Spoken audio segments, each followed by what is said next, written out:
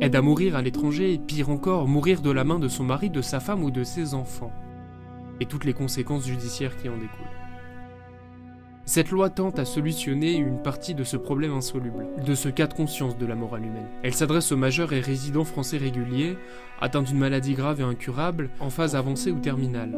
À la demande libre et éclairée du patient, ou, selon son testament, s'enclencheront alors une myriade de soignants décisionnaires et actionnaires de ce système en prévision. Ils pourront débattre ensemble de la rationalité du choix, médicalement, juridiquement, etc. En d'autres termes, cette loi cadre et encadre une procédure médicale sérieuse puisqu'elle touche à la mort.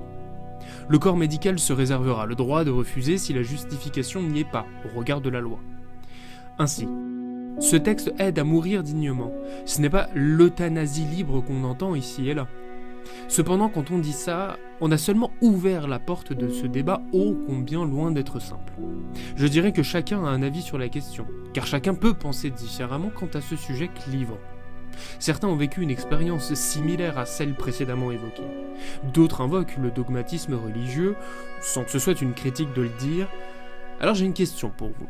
Quel est le plus grand ennemi de l'homme ? Un autre homme ? Le mal ? Les maladies ?